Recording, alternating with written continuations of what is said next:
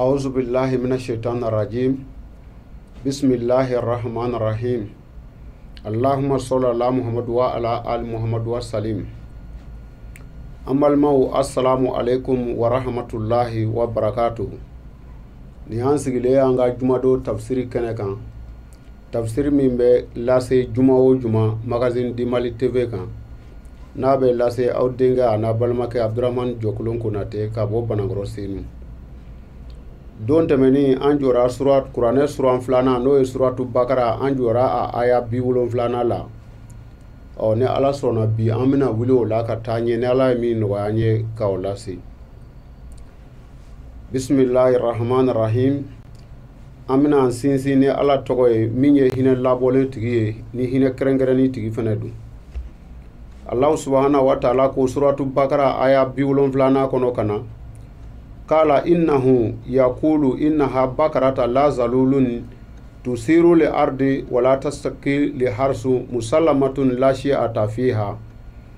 kome don tamani antu ya yira ka fo suratu bakara ira toko dara misi muso dore la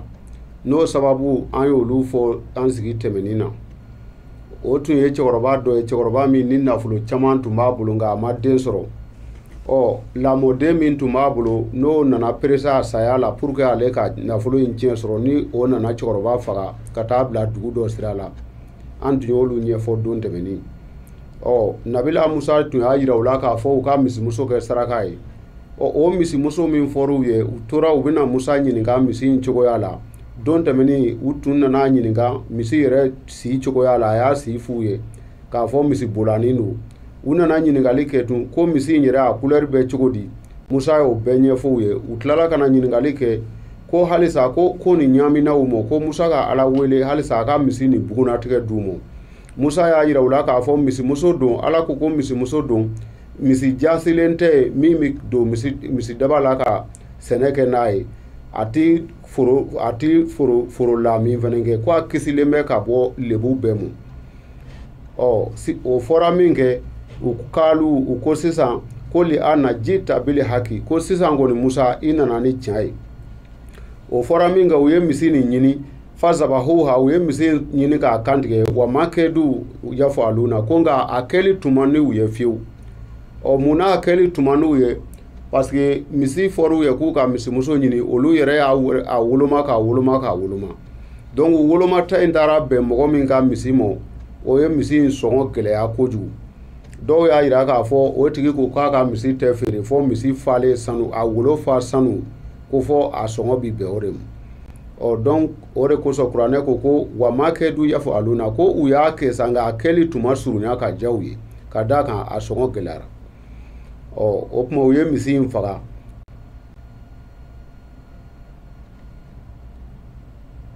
ese batterie bala batterie asira 3 minutes madara jora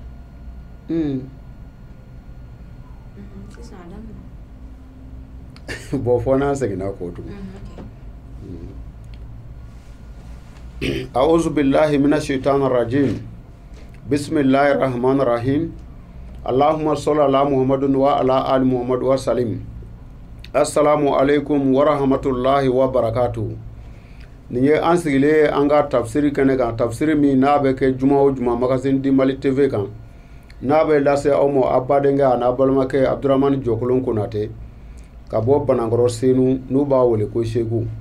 juma temeni antu njora suratu Qur'ane suran flana yi suratu Bakara aya biwulon flana la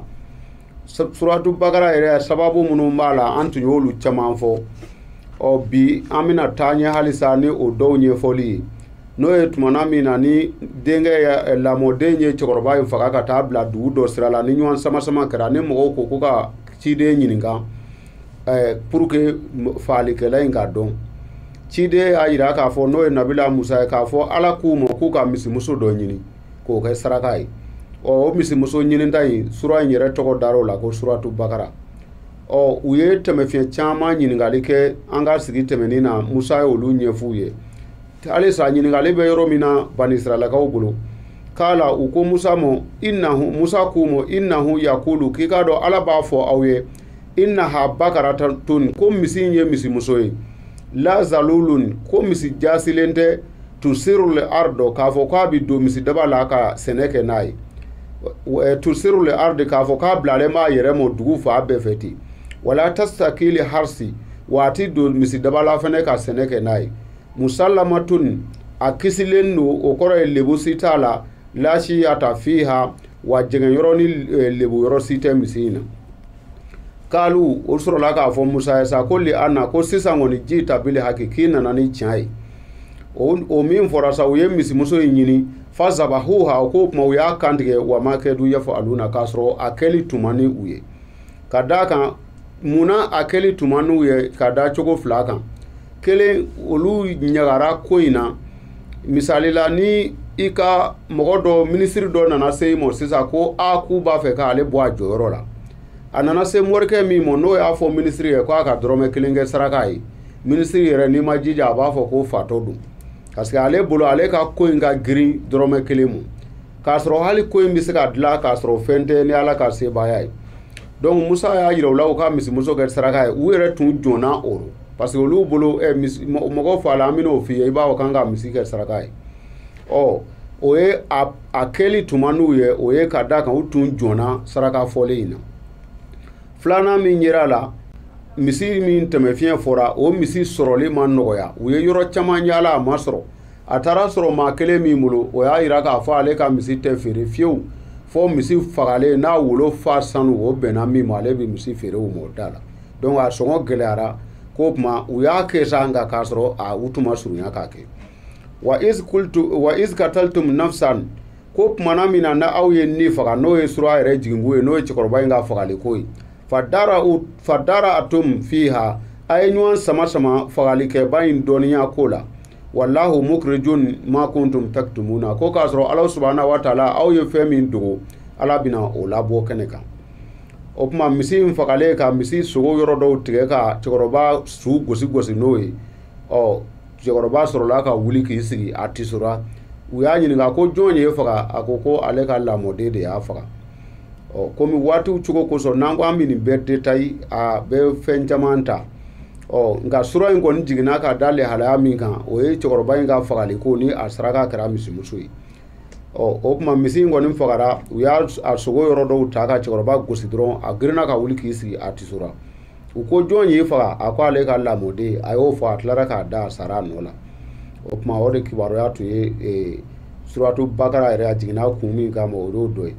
fa kulina misi in fagalen sa komi ala ko ale bɛna fɛn bɔ u ye min dogo ko misi in fagalen sa ale k'u ma idribuhu bi ba'daha k'a ye cɛkɔrɔba bugɔ ni a fa dɔ ye kazalika yuhyillahu al-mautu ko o cogo de la ko ala bɛ su ɲɛnamaya o sababu ye mun ye n'u ye misi in yɔrɔ dɔ ka cɛkɔrɔba bugɔ dɔrɔn su in bɛ ɲɛnamaya nka misi sogo in tɛ nka ala de bɛ su in ɲɛnamaya komi ala subhanahu wa taala ka ko bɛɛ dulonni don sababu dɔ la mɔgɔw kana jɔ sababu la o tuma u y'o kɛ yɔrɔ dɔ kɛ ka cɛkɔrɔba su bugɔ n'a girinna ka wuli wa yurikum ayati la'allakum ta'qiluna ko nin cogo de la ala b'a ka tɛmɛfɛnw walima a ka kabakow yira a la mun kosɔn a ka hakili sɔrɔ ka hakili sɔrɔ cogo di diɲɛ fɛn o fɛn ni ko dɔ nana n'a fɔra i ye ko nin kɛ tan nin y'i ka fura ye kana jɔn kuma in fɔbaa rɔ kana jɔn fɛn fɔlen la i ye ka d'a kan kuma dɔ la kuma in fɔbaa tɛ nka ala de ye kow kɛbaa ye nka mun bɛ mɔgɔ caman nafili mɔgɔ caman b'a fɛ k'i ɲɛ jan ka sanfɛla filɛ mɔgɔ min bɛ ale bilasira ale bɛ jɔn o la ale bolo o tɛ foyi dɔn k'a sɔrɔ o tigi tɛ koyi a bɛ min fɔ ala de ye ko ninnu kɛbaa ye suma kasati kulubukum ko kɔfɛ nin bɛ kabako yiralen kɔ k'aw dusukun jara min ba'di zalika nin kɛlen kɔfɛ fahiya kal hijarati k'aw dusukun gɛlɛyara ka kɛ i n'a fɔ fara aw ashaddu kaswatu walima a yɛrɛ ka gɛlɛn ni fara ye jali la wa ina minal hijarati ko parce que faraw yɛrɛ bɛ fara la lama yatafajjaru minhu li anhar ko jiw bɛ poyi ka bɔ o fara dɔw la fara dɔw bɛ olu jara cogo cogo ko ji bi poyi ka bɔ o fara dɔw la wa inna minha ko faraw bɛ faraw la fɛnɛ lama yastaku fa yakhruju minhu al-ma'i aw bɛ cɛci ka bɔ ɲɔgɔn na ji bɛ bɔ a la wa ina minha lama yahabtu min kashyatillahi ko fara dɔw yɛrɛ bɛ olu bɛ cun ka bɔ sanfɛ i n'a fɔ kulu la fara dɔw dadalen don ko dɔw bɛ cun ka bɔ sanfɛ min kashyatillahi ala ɲɛsira kosɔn wa ma allahu bi ghafilin ama ta'maluna ko ala ma ke fe aw be wale mununge ko abenye no ko ni nyoro la wala wala li doni mala ko mi antu ya jira temenuna ka fo ban israila kaw mo kana gelewn tundo ma op manu ye fedo nyini musa fe ni musa yo kabako ke ko fe ubenyene udusukun be ja o ala fle ka fo nin kabako baw no ye ka misis foga ka sugo yoro doge ka su gose su ka nyene maya yaro kabako babola ko be temeni kore ko israelien ninu dusukun jara ko mi fara ko walma awere dusukun ja to ka du fara ko parce que fara be fara la ji be bo ola fara yere be fara la o be bi ka bo sanfe ala nyesra ko so o me koro ware ube ni na ni nyoro la ni ya korota spiritual la kuma dola fara o ye masake kulu gole masake mununte hine donc aba fe ka fo masau be masaula olu nu ka dusukun ja madola hine bina u dusukun la masaware ube olu nu ka masaya be mado olu bi bo masaya yere finiro ka jien masaya yere ko ala nyesra ko so o ko nga bani israila ka nunu umakewe ku kana amiri ko alabi nyene fengo we femunu bara ka wuli suratu bakara aya bi oluflani nani naina allah subhanahu wa ta'ala ko afatatma una an yuminu lakum ko yalma aw bi ahakli sigi ka fo ko nunu mina limaniya awlawa wa kad kana fariqun minhum kasro jamakulu do tunkera uro yastami'una kalama Allahu ulube alaka pmaw lame summa yuharrifunahu ubesro ko pmaw yeleme min badi ma akaluhu kasro uyu hakli baro uya kolosire wa hum ya alamuna uba yeleme ni kalabanci ya kasro ubado ninye sisa silame upma nyesina silame mo kuma e israelien nunga dansa gongo nuka dusukun jaw fokana donc o be fokun ye muhammad sallallahu alaihi wasallam ye afane ka don ale ka kiraya yin kono imana nani dalu bagni ye chogo mogo do bi soro munu ba fo ku bi on nangari donc a ko sa ko yala aw islamo be a haglisi wala bi danaya ke ka miri ko nunu mina da awlawa ka soro jamakulu do tun soro la ulaire olu tun ye alaka puma ulame ka o puma ka un yeleme a lameni ko ka a fale fena ka soro ubadu hali sakatanye Allah subhanahu wa ta'ala ko wa iza lakul lezina amanu ko pumana mina ni o jamakulu chalikela nu ni mogo ye nyogon be nyogonya wala uni mogo ye nyogon baro nyogonya munu limaniara kalu ba folu ye amana ko an yere fene daleno ala ko la koy wa iza kalaw badohum ila bado nga nu do temena ka ta do mo koro nu forala ka bo islamewla wira dum mana nyogonye kalu ba fo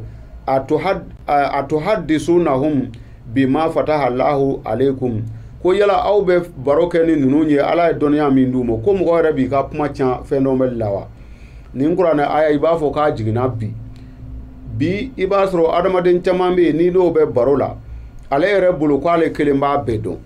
abe mo to jate phénomène donc abe puma dum fo mais ni awulila ka bo grena na ni mo nyongo do nyongo maba ko ke bi ka kuma cha che inawa ko fe min te foyi kalamo ke ma e ko ne tume ka keta qur'ana be ka o nyogon de fo ina fo yawde o tumore ke islamé la nu sigira nu be ka kuma uba ke ina fo olu ni islamé be kre nu farala ka bo islamé la ba ko ke bi songa fen fo islamé nu ye ala i donia mina wa ko nu me mun kalam o ala reflect ko fo ku utumo o de ke o kubo ke li yuhajjukum bihi ubo ke mungo so ka sosoli ke no inda rabbikum ala yoro afala taakiluna ko aw islamu te hakili soro sawa katanya hali sa suratu bakara aya bi wolon flana ina allah subhanahu wa ta'ala ko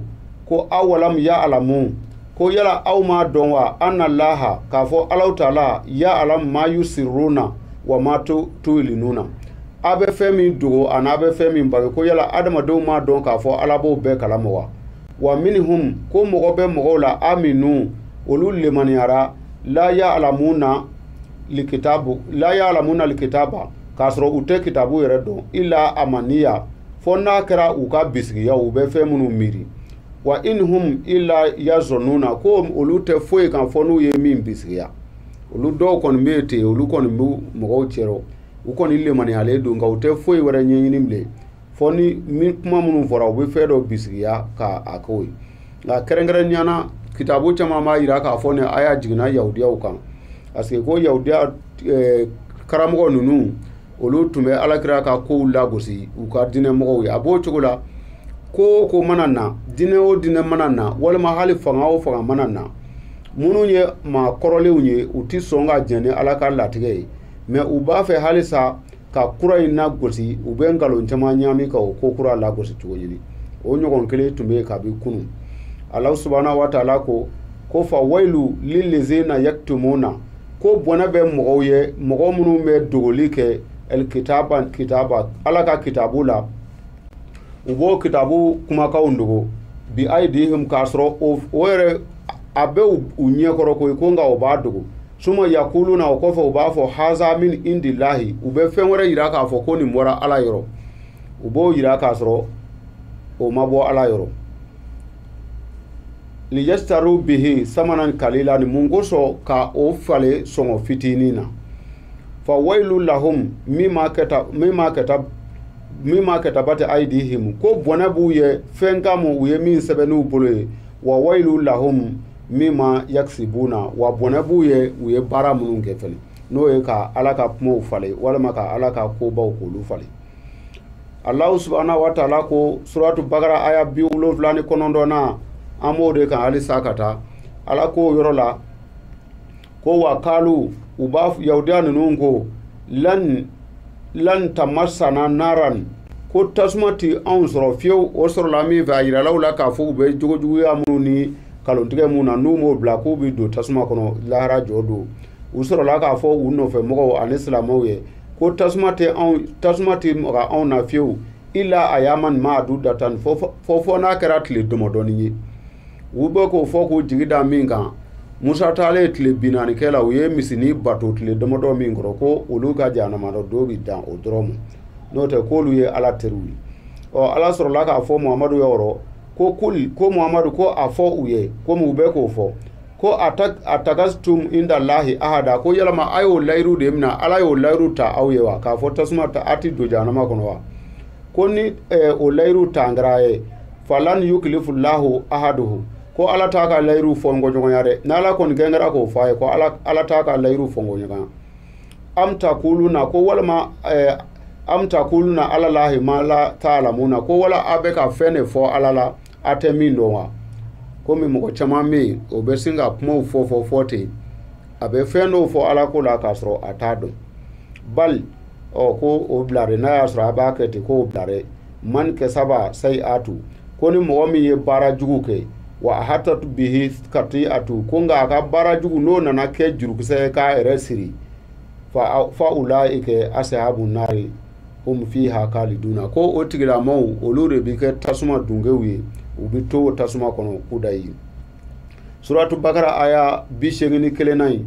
ka taa ɲɛ n'o ye Allahu subhanahu wa ta'ala b'a fɔ o yɔrɔ la ko walezina amanu wa amilu solihati ko mɔgɔ minnu limaniyana u ye baara ɲuman kɛ minnu ye danaya kɛ u ma da o ma u ye baara ɲumanw kɛ ko o mɔgɔw ulaika ashabul jannati hum fiha khaliduna k'olu bi don alijinɛ kɔnɔ u dumɛlen a kɔnɔ nka walawalali dɔ bɛ nin yɔrɔ la walawalali min bɛ yen fo mɔgɔw k'a dɔn kuranɛ bɛ jahanama minnu fɔ a n'a bɛ alijinɛ minnu fɔ fɔ cogo wɛrɛ la a bɛ jardin minnu ko fɔ mɔgɔw k'a faamu ko a bɛɛ tɛ saya kɔfɛ alijinɛ wala saya kɔfɛ jahanama ye diɲɛ yɛrɛ kɔnɔ yan baara jugukɛla a bɛ don tɔɔrɔ kɔnɔ tɔɔrɔ bi wele ko jahimu fɛn o fɛn n'a ye tɔɔrɔ ko ye o bi wele ko jahimu hali n'a y'a sɔrɔ lahara jahanama o fana degere ka bon ka tɛmɛ a tɔw kan a misali bɛ yen komi tasuma min bɛ diɲɛ kɔnɔ yan tasuma bɛ lahara fana mɛ ni tasuma fɔra kana miiri ko a bɛɛ ye lahara tasuma dɔrɔn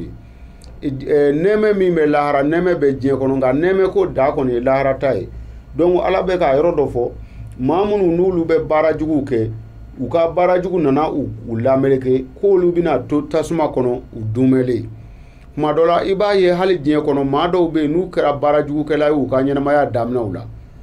taalen ɲɛfɛ u ka diɲɛnatigɛ tɔ bɛ gɛlɛya u bolo u tɛ hinɛ bɔda sɔrɔ adamadenw yɔrɔ wala ala yɔrɔ nka mɔgɔ min n'i kɛra baara ɲumankɛla ye diɲɛ kɔnɔ hali k'a sɔrɔ saya mana i b'a ye o tigi si tɔ kɔnɔna na a bɛ to ka lafiya daw sɔrɔ a ka kow mana wuli i b'a ye mɔgɔw b'u cɛsiri ko ko mana na dɔw bɛ sɔrɔ k'o ta donc ni alijinɛ kuma dɔ la a bɛ o fana ta hali k'a sɔrɔ lahara ta bɛ yen Ala subhanahu wa ta'ala ko suratu Bambara aya 82 in na ko wa iz akazna misaka bani Israila ko tumana min na n'an ye layiru gɛlɛn ta Israɛliyɛnw bolo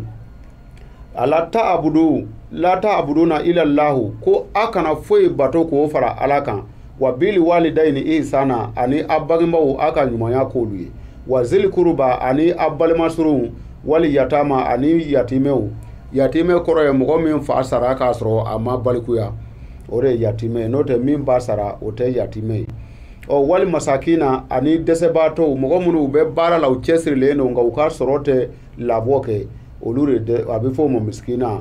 ko a ka ɲuman k'olu ye wa kulu linasi husna k'a ka to ka kuma ɲuman fana fɔ mɔgɔw ye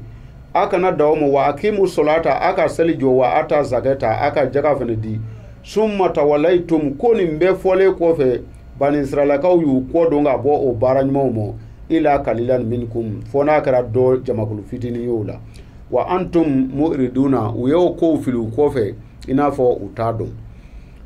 nka nin yɔrɔ la kuma ba de bɛ yan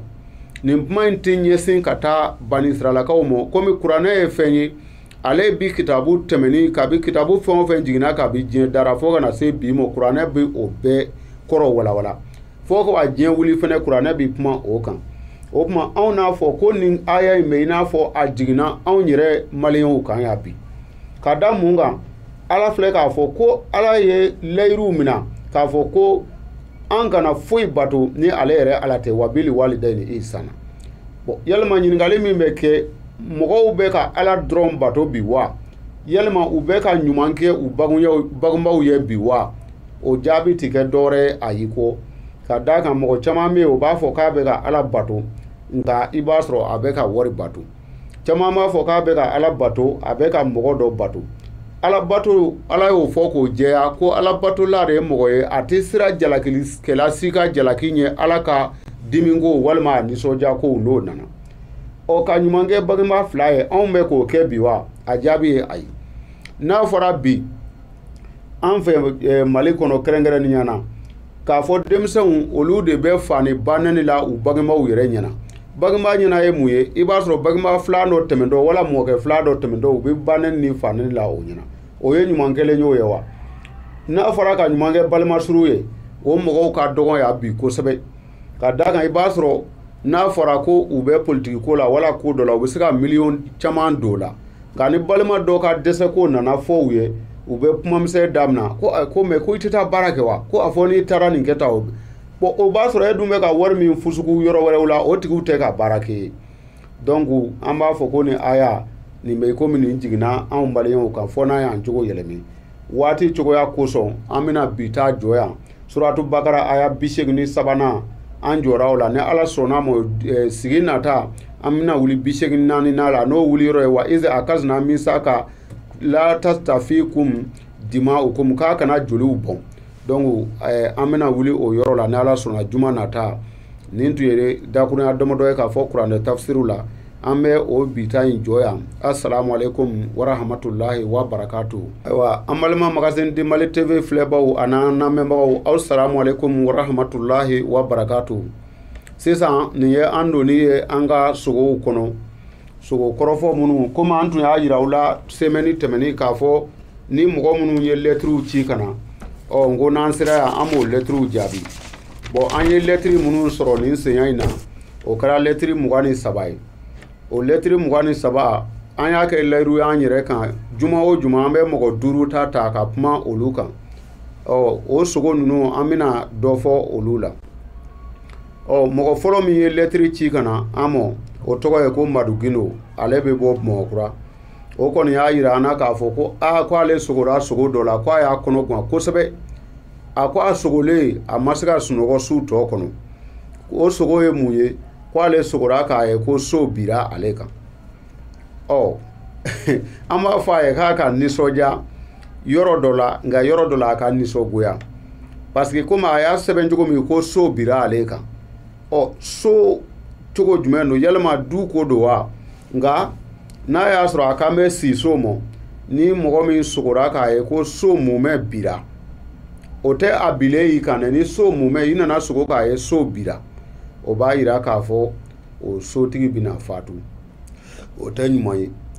i sogora k'a ye so bira o b'a yira sotigi bɛ fatu nka n'i nana sogo k'a ye so fankelen kogo fankelen dɔ bira o b'a yira sotigi jigilamaa dɔ du kɔnɔ o bɛ fatu ɔ nka i nana ye so nana yɛrɛyɛrɛ a bɔgɔw bɛ ka u yoyo dɔw bɛ ka bibi nka a ma bi bilen o b'a yira farigɔn bɛna sotigi yɛrɛ sɔrɔ mɔgɔw bɛna jɔrɔ a kunna kosɛbɛ a bɛ kɛ mɔgɔw kɔnɔ ko a fatutɔ don ɔ n'i y'a ye n tun y'a fɔ kuma daminɛ ko a kana jɔrɔ n'a y'a sɔrɔ so nin ye bɔgɔso ye ni a nana sogo k'a ye ko bɔgɔso bira ale kan ale yɛrɛ bɛ bɔgɔso min kɔnɔ k'o bira a kan o b'a yira a bɛna nafolo muguba sɔrɔ nka nafolo in kunnama ja o bɛna kɛ sababu ye fɔ ka ale yɛrɛ se kasara ma o b'o ɲɔgɔnna fɔ ɔ an ka sogo filanan min ye lɛtiri ci an ma o tɔgɔ ye Sitan Keyita ale ko a fana sogora sogo dɔ la k'a ma se k'o faamu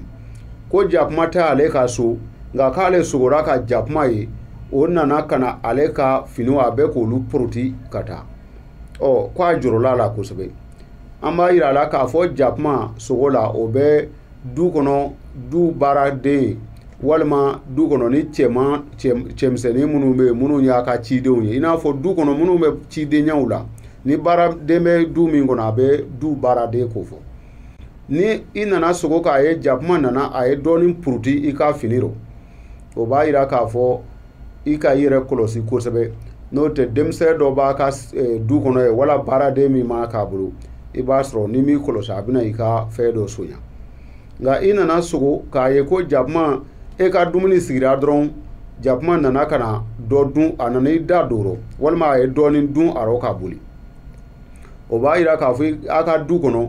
i yɛrɛ ka baaraden dɔ wala i ka denmisɛnnin dɔ bɛ yen i kan ka sɔrɔ kɛ ko dɔrɔn nka o bɛna kɛ sababu ye ka o lanɔgɔ ka bɔ yen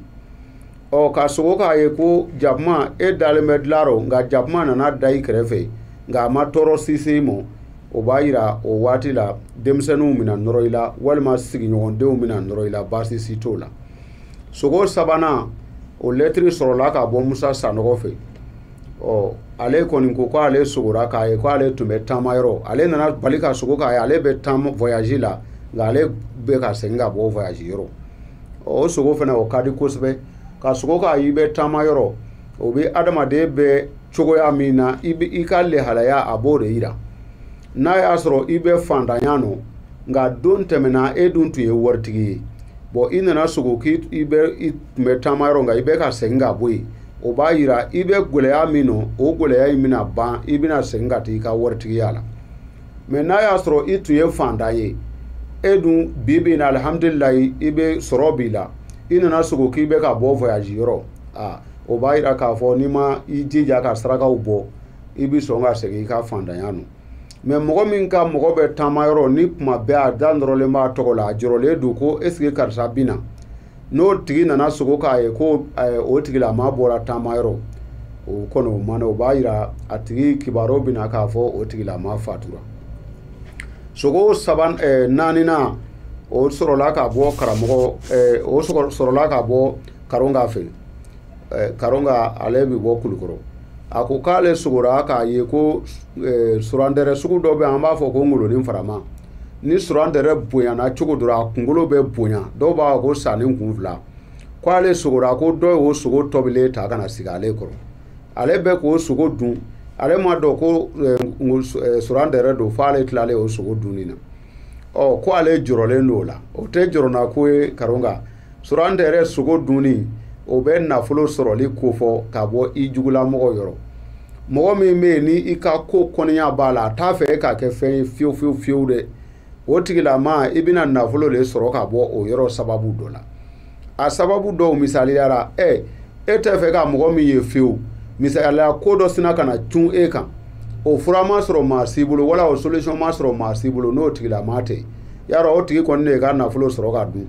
donc an b'a fɔ Karonga y'a ka nisɔndiya a bɛna sɔrɔ ba kɛ ka bɔ a jugulamɔgɔ dɔ yɔrɔ nka ka ye sa surandɛrɛ n'o ye ngolonin farama ye a bolila kana a b'a fɛ kana a daji seri kan nka a ma seri bilen o b'a yira k'a fɔ i jugufin kiriri dɔ n'i ma jija o b'a fɛ ka janfa se i ma janfa min bɛ se ka hali i se kaso la don min n'an bɔra o la an ka sogo duurunan ani an ka lɛtiri minnu jaabi bi o laban o ye Musa Sisogo ale kɔni o bɛ bɔ Kɔlɔkani o y'a yira k'a fɔ ale sogora ko ale kinibolo o tigɛlen don nka a kinibolo tigɛlen ka bɔ a la nka a tɛ ka joli bɔ ayiwa a ko a fana jɔrɔlen bɛ kosɛbɛ a ta in ye jɔrɔnako ye parce que adamaden bolo fila kinibolo o bɛ i balima cɛlamɔgɔw ko fɔ numanbolo o bɛ i balima musolamɔgɔw ko fɔ n'i nana sogo k'a ye k'i kinibolo tigɛlen ka bɔ i la o b'a yira Musa i b'a sɔrɔ a tɛ ka sinji tugu kɛ a tɛ ka hɛrɛ kɛ a balimakɛ dɔw bɛ yen minnu mago b'a ka dɛmɛ na a tɛ ka dɛmɛ k'olu ye donc an b'a yira a la a ka teliya ka sinji tugu nin yɔrɔ bɛɛ o y'a ka o saraka ye wa se ye fɛn o fɛn ye a balima minnu bɛ yen o kɛra kɔrɔkɛw ye o kɛra dɔgɔkɛw ye a balima cɛlamaw a ka hɛrɛ dɔ don olu kan ni Musa ka sogo kɔrɔ ye nka ka dɔ wɛrɛ fara a ta in kan ni mɔgɔ min sogora k'a ye ko ale bolo fila sirilen don u kɛlen bɛ k'a bolo fila siri ka taa n'a ye kasobon kɔnɔ n'a y'a sɔrɔ o kasobon nin ye faamaw ka kaso ye faamaw kɛlen bɛ k'a bolo siri ka taa n'a ye kaso la a nacogo dɔ bɛ yen o ka go o nacogo dɔ bɛ yen o b'a yira k'a fɔ bana cunni dɔ bɛ n'a sɔrɔ a bɛ kɛ maa lasigilen ye so kɔnɔ nka a nacogo dɔ bɛ yen o bɛ kɔɲɔko dɔ bɛ na wala dɔ ka kungo bɛ na u b'o bonya ta k'o d'ale ma ale tɛ se k'i yɛrɛ bɔ fiyewu ale bɛ o bɛ jagoya d'a ma bolo fila k'a ye a sirilen don nka u b'a siri k'a da i kan la o b'a yira a tigi bɛna nafolo mugu yɛrɛ sɔrɔ nka a bɛ kɛ maa tɛgɛma gɛlɛn ye a tɛ se ka hɛrɛ kɛ maa si ye a bɛ t'o la fo a ka nafolo in yɛrɛ bɔ a yɛrɛ mago sa halisa nka ni mɔgɔ min nana ye i numanfɛ bolo tigɛlen don a tigɛra nka a bɛ ka joli bɔ o b'a yira a tigilama balimamuso dɔ bɛ bana a bɛna wari caman don balimamuso in na nka o bɛɛ la balimamuso in tɛna bɔ o bana la o sogo duuru an y'o de kanu k'o fɔ lɛtiri cibaw ka jaabiw la an bɛna sogoko datugu nin yɔrɔ la an y'a fɔ aw ye n ko a kana ɲinɛ ka aw abonné magazine di Mali TV kan n'aw abonnera ni sogo minnu b'aw fɛ a bɛ o lɛtiriw bila ka na ni Ala sɔnna olu bɛ jaabi aw ye nin tun ye sogo kan dɔmɔdɔ ye ka lase aw ma aw badenkɛ a n'a dɔgɔkɛ n'o ye Abdramane Jɔkolon Konate ka bɔ Senu Banankɔrɔ n'u b'a wele ko Seku an bɛ bi sogo kɔrɔfɔ in jɔ yan nka a kana ɲinɛ ka abonné o de ye ko dɔ koba ye ni mɔgɔ minnu fana mago banna sogow ɲɛfɔli la aw bɛ se k'an wele an ka numéro kan n'o ye 79 49 72 37 walima 51 76 64 13 aw salamu alaikum wa rahmatullahi wa barakatuh aw kana taa yɔrɔ la an bɛna don an ka bamananw ka tɛmɛfiɲɛ kɔnɔ an y'o min fɔ ko an ka sigi bi kɛ ko saba kan kuranɛ tafsiri ani sogokan dɔw ni mɔgɔw ye lɛtiri ci olu jaabili ani bamananw ka tɛmɛfiɲɛ don o don an bɛ fɛn kelen ta ka o tɛmɛfiɲɛ fɔ mɔgɔw ye an ka dɔnta danyɔrɔ la a kana taa yɔrɔ la sɔɔni an bɛna o dɔw walawala ayiwa an balima magazine di Mali TV filɛbaw assalamu alaikum wa rahmatullahi wa barakatuh halisa an n'aw denkɛ don n'o ye Abdramane Jɔkolon Konate bi an bɛna kuma fɛn min tɛmɛfiɲɛ kan o ye surantɛrɛ ye surantɛrɛ ale bɛ so caman kɔnɔ a ka ca Ala fɛ hali ni so i y'a jɔ k'a kɛ villa ye a ka ca Ala fɛ surantɛrɛ bɛ don yɔrɔ sɔrɔ a kɔnɔ a kɛra e y'a ye o i ma ye o surantɛrɛ bɛ don yɔrɔ sɔrɔ a kɔnɔ surantɛrɛ mɔgɔw fɛn mango don fɛn jugu don a ka fɛn juguya yɔrɔ a daji kɔlɔlɔbaw bɛ o la a daji ye poison ye kuma dɔ la n'a daji sera ɲɛ yɛrɛ ma a bɛ se ka jɛ dɔɔni sigi ɲɛ kan i b'a ye jɛ dɔɔni bɛ kɛ mɔgɔ caman ɲɛ kan o ye surantɛrɛ ka baara ye surantɛrɛ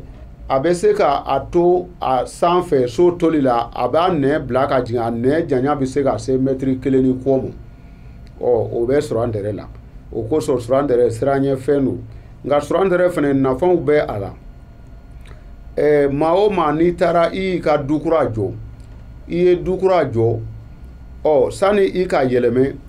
n'i taara bɔli damina so in na i y'a sɔrɔ suran dɛrɛ foyi tɛ so in kɔnɔ o b'a yira f'i ka saraka gɛlɛnbaw bɔ ka sɔrɔ ka yɛlɛmɛ so in kɔnɔ n'o tɛ n'i yɛlɛmɛna so in kɔnɔ dɔrɔn n'i ma jija i t'a ni sigi ta i bɛ fatu o ye suran dɛrɛ ka tɛmɛ fiɲɛ dɔ ye n bɛ segin o yɔrɔ kan k'a walawala kosɛbɛ mɔgɔ min n'e taara du kura san i ye terrain san ka du kura jɔ o du i y'o jɔ k'o pɛntiri k'o ɲa mɛ e y'a kanu sa ko n b'a fɛ ka yɛlɛmɛ n ka so kura la nin don yarɔ san'o cɛ i bɛ to ka taa bɔ yen e ye taali kɛ so lajɛli o lajɛli kɛ i ma suran dɛrɛ du so in kɔnɔ o b'a yira n'i ma saraka gɛlɛn bɔ n'i yɛlɛmɛna o so kɔnɔ i t'a ni sigi ta nka i taara bɔ so kɔnɔ i ye so kura dayɛlɛ dɔrɔn suran dɛrɛ girinna ka na o b'a yira k'a fɔ o so kɔnɔna a sigi ka di i bɛ sɔrɔ kɛ hɛrɛ bɛ don a kɔnɔ nka i bɛ taali la ka taa so lajɛ fɛnɛ don dɔ i nana i taara so dayɛlɛ i y'a sɔrɔ suran dɛrɛ jalen dalen bɛ a so kɔnɔ o fana bɛ nisɔndiya ko ba ko fɔ o so senna n'i yɛlɛmɛna o kɔnɔ abada fantanya tɛ don o so kɔnɔ wa maa o maa donna o so kɔnɔ ni maa ko k'a b'i juguya o bɛɛ bɛ maloya sɔrɔ ka tant que i b'o du kɔnɔ o tigila mɔgɔ jugu tɛ s'i la nka ni a ɲɛdɔnmaa yɛrɛ don n'a ye surandɛrɛ jala o ye a bɛ sin ka ta k'o sisi k'o jeni k'o kɛ mugufin ye n'o mugu maralen b'a bolo kɔnɔguwan ko fan o fan mana n'a y'o kɛ o dɔɔnin kɛ ji rɔ k'i k'o la o b'o lankari halisa i taara bɔ i ka so kura la i ye da yɛlɛ surandɛrɛw yira nka u bolila e yɛrɛ girinna k'i b'u faga nka i ma foyi sɔrɔ k'a faga fɔ u tununa walima i yɛrɛ ye so dayɛlɛ dɔrɔn surandɛrɛ yira dɔrɔn e yɛrɛ girinna ka segin saraka bɔ dɔɔnin fana m'o rɔ n'o tɛ o b'a yira n'a tigi yɛlɛmɛna so in kɔnɔ kuma caman sirankow bɛ a tigilama sɔrɔ o dɔw banaw b'a sɔrɔ nafolo tiɲɛw bɛ se k'a tigilama sɔrɔ o ye surandɛrɛ tɔɔrɔ dɔw b'a la i komi nafa dɔw b'a la nka ni i taatɔ don dugu la fɛnɛ o ye farankan ye a la i wulila sɔgɔmada fɛ e y'a ŋanige ko sini ko ne yɛrɛ b'a fɛ ka taa Abijan misali la i y'i ka bagasiw labɛn i wulila dɔrɔn i ye bagasi ta o y'a sɔrɔ surandɛrɛ dɔ taali den o girinna ka bɔ o voyage o b'a yira k'a fɔ i bɛna tɔɔrɔ dɔɔnin sɔrɔ a la nka a tɛ taama dabila kun bɔ nka i ye sɛgi ta tuma min i ma surandɛrɛ ye nka sɛgi dulonna i kɛrɛfɛ dɔrɔn surandɛrɛ dɔ cunna ka bɔ a la o b'a yira i ka o taama n'i ma jija i bolola fɛn ɲɛnama dɔ bɛ tunu walima yɛrɛ i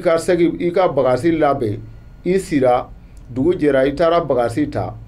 fɔ i bɔlen kɔfɛ da fɛ e y'a ye surandɛrɛ denni dɔ nɔrɔlen bɛ bagasi la fɔ dɔ ko ko surandɛrɛ o voyage fasɔ n'i taara o la fana i ni kɔnɔguwan tɛ ban tuma bɛɛ dusukasikow bɛ to i da la nka surandɛrɛ fana halisa nafaw b'a la a nafa dɔ i n'a fɔ kɛrɛnkɛrɛnnenya na surandɛrɛ min bɛ yen n'u b'a fɔ ko sanni kun fila n'o ye ngolonin farama ye a mana bonya cogo dɔrɔn a kunkolo bɛ kɛ komi vert jaune rouge ni mɔgɔ min y'o faga k'a sisi k'a kɛ a jeni k'a sisi k'a kɛ mugufin ye ni joli dakɛnɛ bɛ maa o maa la n'i y'o mugu dɔɔnin k'o rɔ a b'a ja o yɔrɔ bɛɛ o ye joli jugu fura ye o tun ye tɛmɛfiɲɛ damadɔ ye an bɛ min fɔ surandɛrɛ kan halisa a kana ɲinɛ ka abonné magazine di Mali kan aw bɛ to k'an wele fana ni fiɲɛ minnu b'an ka ko la walima ni an kan ka minnu fara la a b'o fɔ an ye parce que an sigikun de ye aw ye tuma bɛɛ aw ka abonné magazine di Mali TV kan ni Ala sɔnna a bɛna ko caman dɔn nin tun y'a badenkɛ ye Abdramani Jɔkolon Konatɛ n'u ko Seku ka bɔ Banankɔrɔ Senu assalamu alaikum wa rahmatulahi wa barakatuh.